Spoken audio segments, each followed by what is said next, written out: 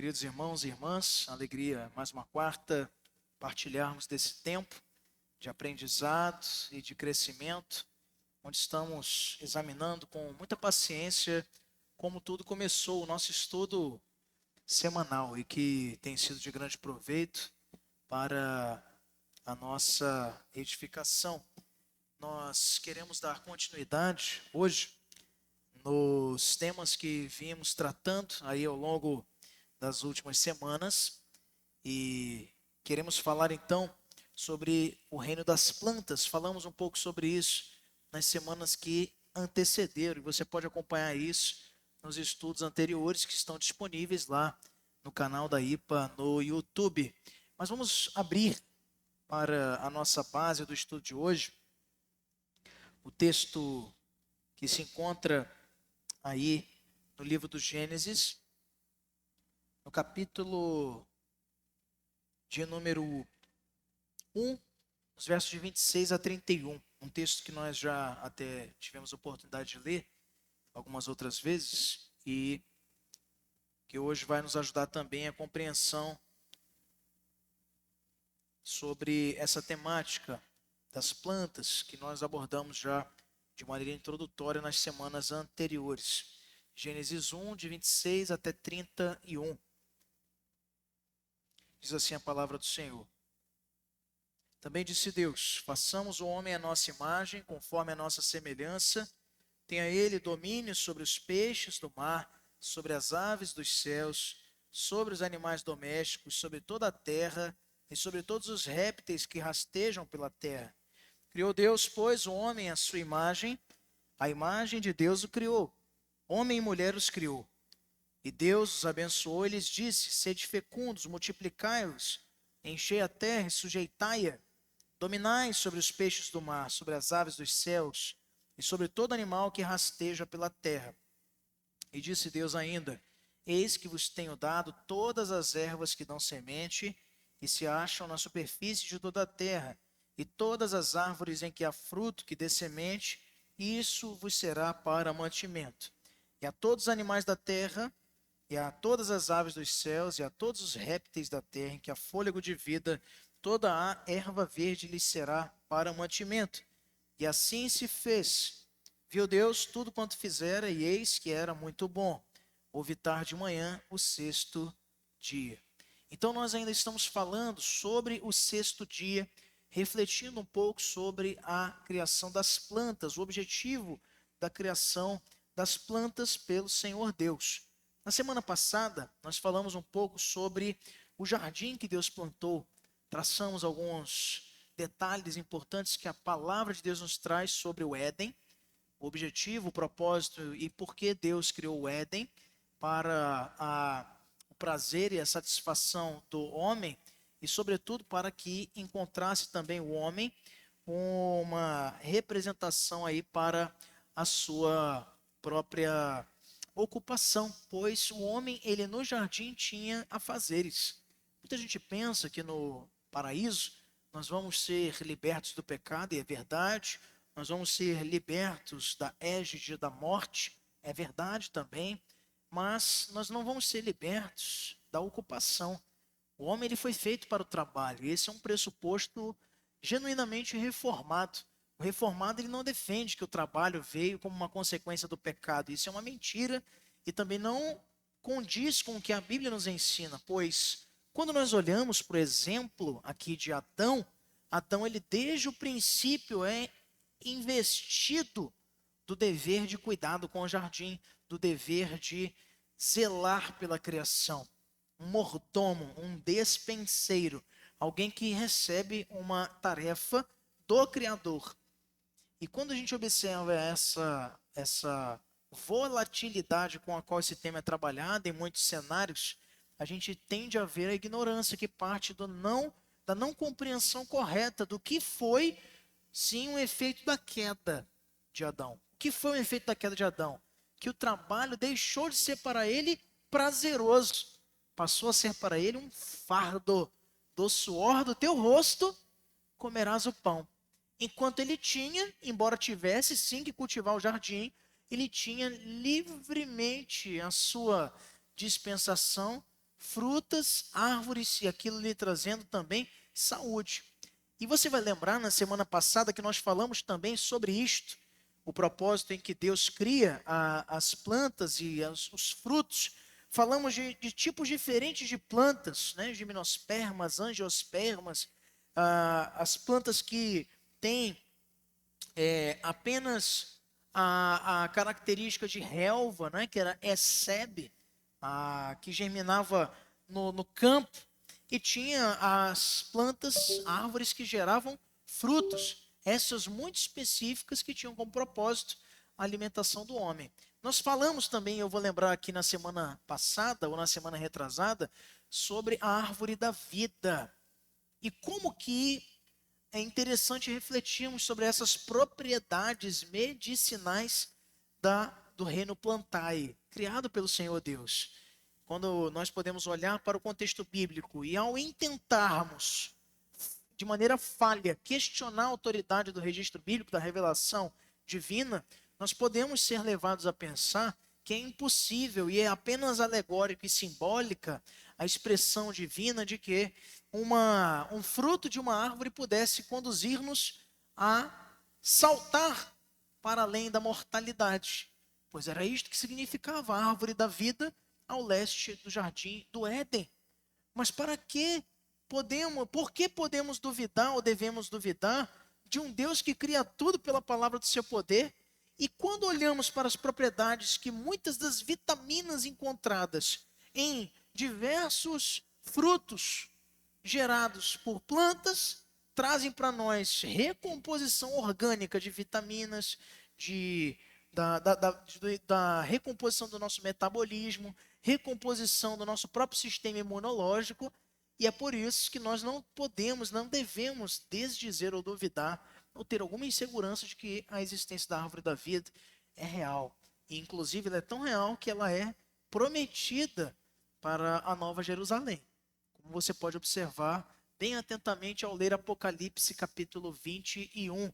Mas em outras citações ela também é referida no Novo Testamento. Essa árvore existia, era uma planta. E é interessante ver Deus trabalhando nesse contexto também da criação das plantas. Então falamos sobre isso nas semanas anteriores. E nós queremos falar um pouco hoje, meus irmãos, sobre a morte das plantas. As plantas, elas são organismos vivos, como nós. Eu tenho uma dificuldade muito grande, meu irmão e minha irmã, e você que nos acompanhará depois aí no YouTube da IPA, de compreender a coerência, não é nem de concordar ou respeitar. Isso eu não tenho problema. Eu conheço e tenho amigos que se dizem vegetarianos e que têm uma vida muito saudável, muito próspera, e não há problema nenhum com isso. Hilton, você pode muta esse canal aí que é o canal da leitura, tá? Que está fazendo o contato aí do. Obrigado. Então, eu não tenho dificuldade nenhuma de respeitar isso. O que eu não consigo compreender é a coerência do motivo que levou essa pessoa a se tornar vegetariana, quando simplesmente coloca a sua decisão pautada na preservação de seres vivos. Não, eu não gosto de comer carne bovina, carne suína ou carne ovina, enfim, carne de aves ou de gado, porque são seres vivos. E a planta é o quê? É pedra. A planta é ser vivo. As plantas são organismos vivos, sujeitas também à morte. Você já parou para pensar nisso? A planta morre. Nós morremos, os animais morrem e as plantas também morrem. Nós sabemos que as plantas estão entre os organismos vivos, guarde só isso com você, de maior longevidade na Terra. Muitos dos registros fósseis que nós pensamos se deter apenas a ossos, a fragmentos de vida animal do passado, de espécies já extintas, como por exemplo os dinossauros, na realidade a maioria do registro fóssil está contido em vegetais. São os seres vivos mais longevos da Terra. Por exemplo, Algumas árvores encontradas no estado de Nevada, nos Estados Unidos da América, uma delas é conhecida como Matusalém. Olha só que nome curioso, não é? E ela é chamada assim porque o número de anéis anuais que estão no seu tronco, e assim que se mede a idade de uma árvore, ela equivaleria a mais de 4.800 anos. É isso mesmo, uma árvore. Lembrando que existe a possibilidade da formação de mais de um jogo de anéis em seu tronco por ano. Mas ainda que nós considerássemos 2 anéis por ano, essa árvore, Matusalém, em Nevada, poderia ter 2.400 anos, o que também é a idade de muitas sequoias, de muitos ciprestes, ou também de figueiras, que são árvores extremamente longevas. Então, é muito interessante que a Bíblia não usa o termo morte para as plantas. Mas não são organismos vivos, não morrem. Mas a Bíblia não usa esse termo. A Bíblia usa o termo morte só para os seres humanos e animais. Nós podemos ver isso no relato do dilúvio. Veja comigo na sua Bíblia, lá em Gênesis 7, 21 a 23. Quando a criação é devastada pelas águas do dilúvio. Gênesis 7, de 21 a 23. Diz assim: todos os seres vivos que se movem sobre a terra pereceram. Veja, planta é ser vivo, não é? É ou não é? Sim. Mas ele cita quais são os seres vivos que pereceram: aves, rebanhos domésticos, animais selváticos, todas as pequenas criaturas que povoam a terra e toda a humanidade. Tudo que havia em terra seca e tinha nas narinas o fôlego de vida morreu. Guarde isso. Todos os seres vivos foram exterminados da face da terra, tanto os homens como os animais grandes, os animais pequenos que se movem rente ao chão, e as aves do céu foram exterminados da terra. Só restaram Noé e aqueles que com ele estavam na arca. Mas ele diz aí, ó, tudo que havia em terra seca e tinha nas narinas o fôlego de vida. A Bíblia não diz que as plantas pereceram ao mesmo que elas morreram. Um exemplo ainda mais claro disso está registrado, sabe aonde? Nos evangelhos.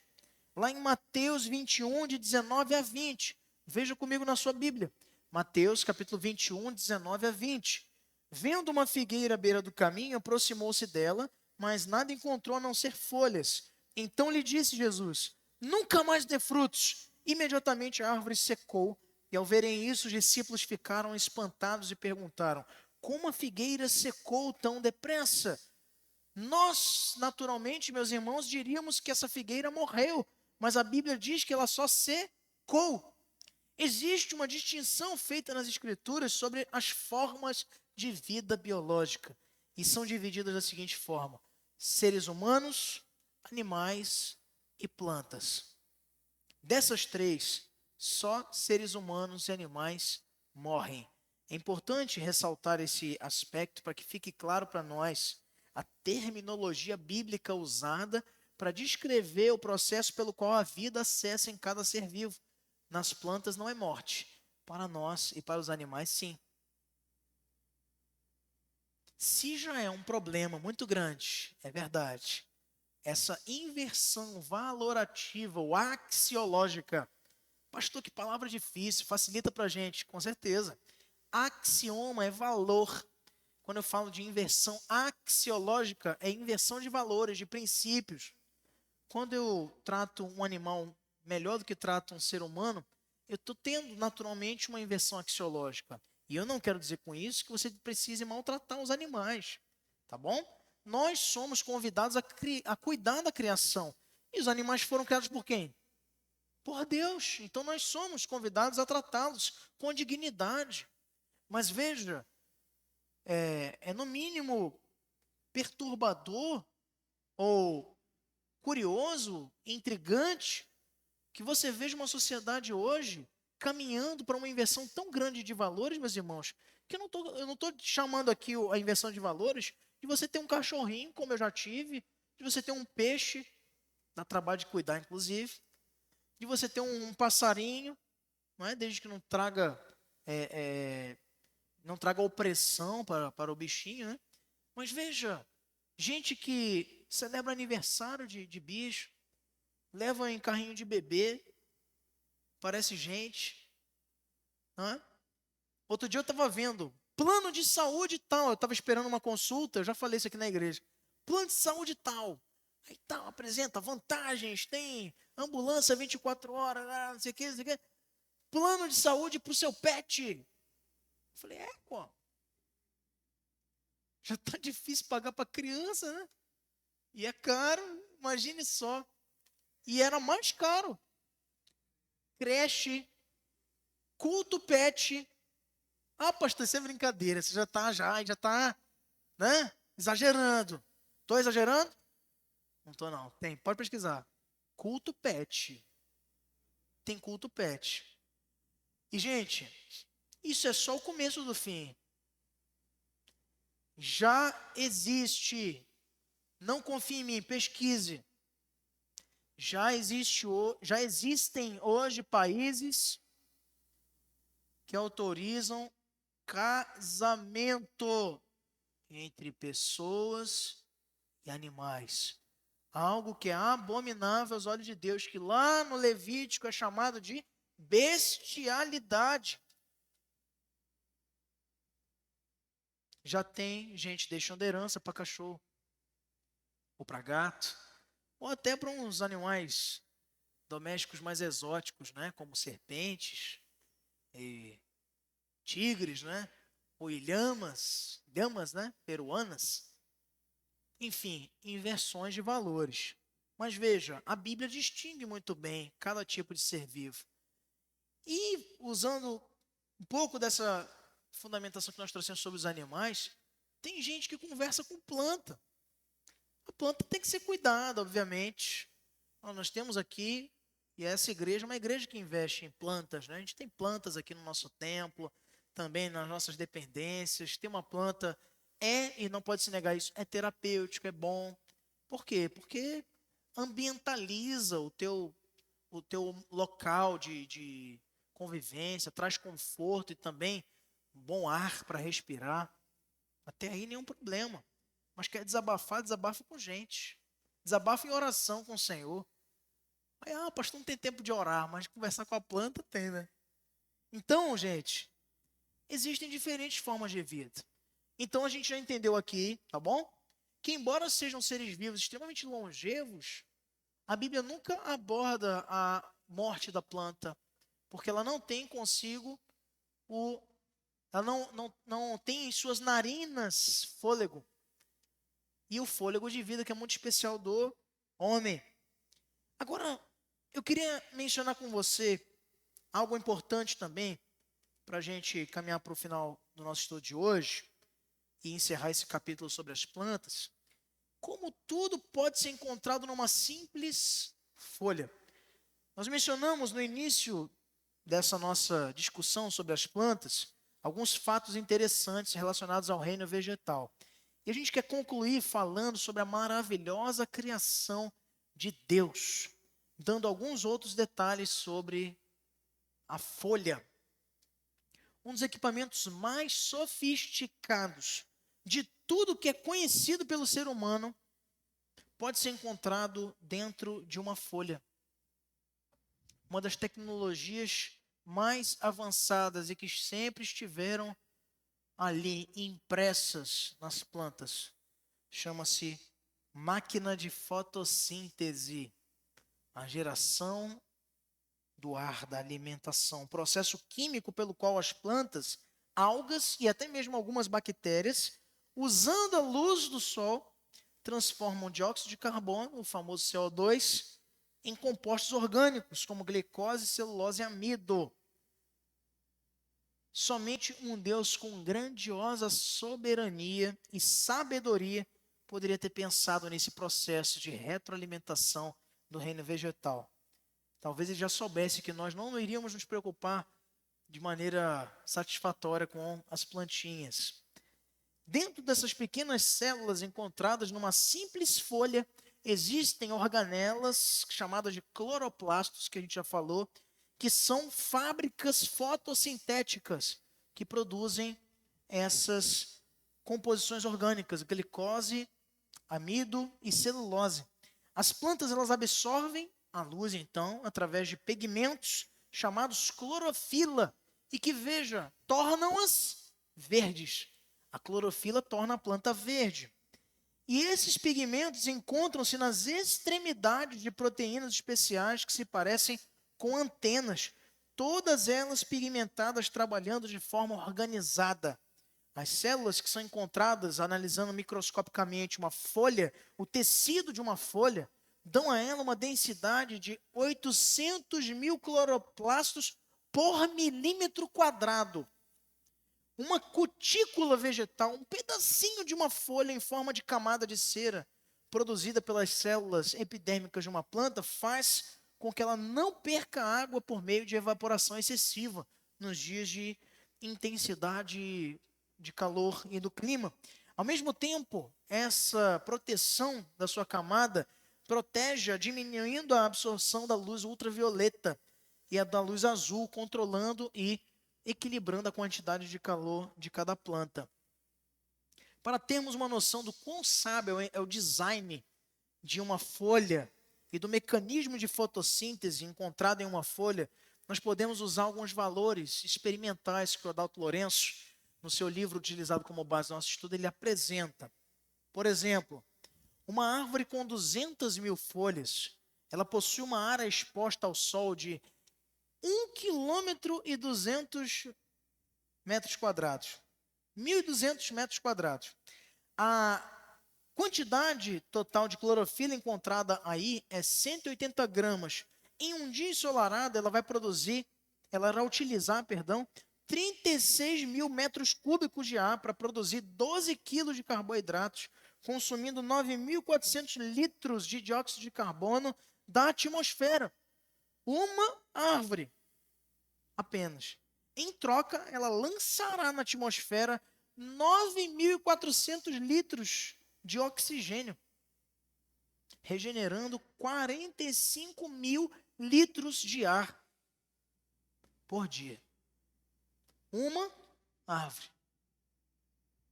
Lembre-se que a planta, ao respirar, torna o gás carbônico da atmosfera, transforma-o, produzindo 12 quilos de alimento e ainda lança oxigênio voltando para a mesma atmosfera. Existe mais um aspecto muito fascinante nesse processo criado por Deus. Por que as plantas são verdes, geralmente? Nós sabemos, os ipês e outras, que têm outros tipos de coloração. É porque as cores que nós vemos são produzidas pelas frequências de luz não absorvidas por objetos iluminados. Por exemplo, você vê um carro vermelho porque os pigmentos da pintura do carro não absorvem a frequência da luz vermelha, então ela reflete. Esse é o processo de enxergar as luzes. A clorofila presente nas plantas absorve somente frequências de luz azul, de luz vermelha e, portanto, reflete todas as demais frequências, inclusive, principalmente, frequências de luz verde. Por isso que as plantas geralmente são verdes, porque exatamente ela absorve as nocivas. Como já vimos, o Sol produz uma grande quantidade de radiação eletromagnética, mas essas frequências de luz visível do Sol, principalmente a luz azul, são as que produzem, que o Sol produz com maior intensidade, os raios UV. E a atmosfera da Terra foi tão bem planejada pelo Senhor Deus, que mesmo num dia nublado, essa luz azul é a que chega mais intensamente na superfície, iluminando as folhas, para que o processo de fotossíntese ocorra com eficiência. Portanto, queridos, o Sol é uma estrela ideal para iluminar a Terra, que possui uma atmosfera ideal para que as plantas existam e funcionem da maneira ideal. Tudo isso a gente consegue concluir, sabe como? Estudando uma pequena folha e analisando cientificamente as suas propriedades.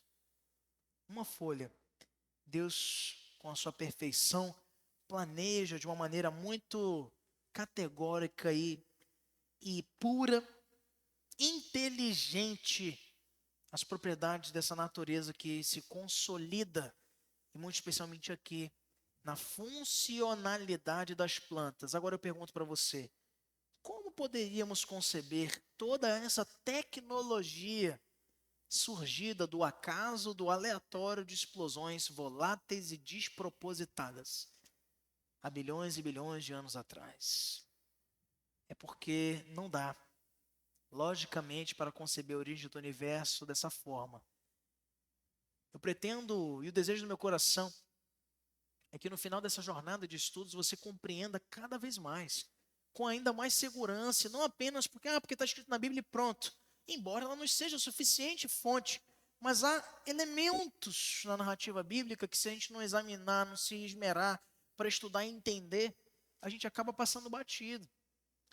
E o objetivo nosso é que você compreenda com ainda mais convicção que a questão da origem de todas as coisas, da criação das plantas, ou como na semana que vem nós vamos aprofundar na criação dos animais, como que isso tudo tem uma lógica, tem uma explicação, tem razão. E o Senhor a deixou com as impressões digitais da sua própria majestade, da sua própria inteligência.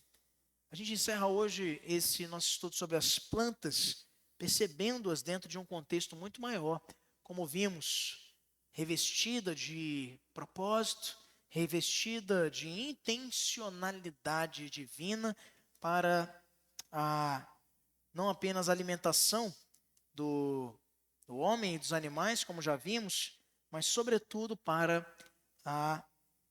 o controle atmosférico e também para a saúde do ar que respiramos.